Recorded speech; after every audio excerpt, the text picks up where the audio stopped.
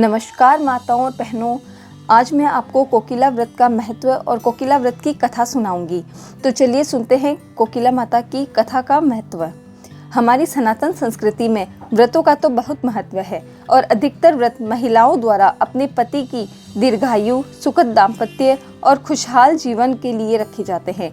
कई व्रत कुंवारी लड़कियों द्वारा मनचाहा सर्वगुण संपन्न पति पाने की इच्छा मन में रखकर किए जाते हैं। ऐसा ही एक व्रत कोकिला के नाम से भी जाना जाता है, जो पूरे सावन भर में मनाया जाता है। तो चलिए सुनते हैं कोकिला माता की व्रत कथा। एक दंत कथा के अनुसार इस व्रत की शुरुआत माता पार्वती ने की थी और उन्होंने भगवान शिव को पति रूप में पाने के लिए यह व्रत रखा था।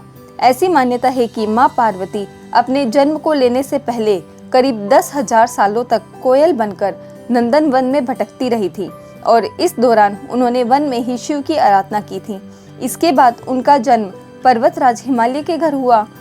एक पौराणिक कथा के अनुसार राजा दक्ष के घर में पार्वती का सती रूप में जन्म हुआ था और जब उनकी शादी की बात आई तो राजा दक्ष की इच्छा के विपरीत पार्वती ने भगवान शिव को अपने पति के रूप में चुना। राजा दक्ष ने एक यज्ञ का आयोजन किया जिसमें पार्वती और शिव दोनों को ही आमंत्रित नहीं किया गया था कि सारे देवी देवताएं आमंत्रित थे। पार्वती को इस यज्ञ की जानकारी हुई तो उन्होंने भगवान शिव से इस यज्ञ में उन्हें जाने की अनुमति देने का हठ किया। शिव ऐसा नहीं चाहते थे, लेकिन पार्वती के हठ के दृष्टिगत उन्होंने उन्हें यज्ञ में जाने की अनुमति दे दी।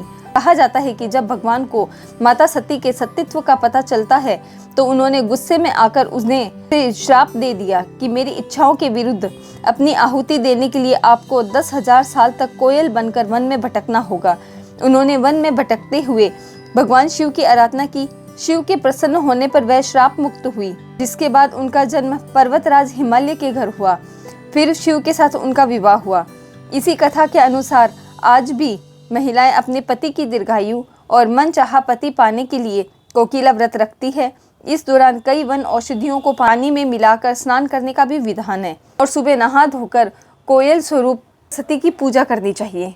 बोलो माता सती की जय, बोलो कोकिला व्रत की जय, बोलो माता सती की जय, बोलो भोलेनाथ की जय।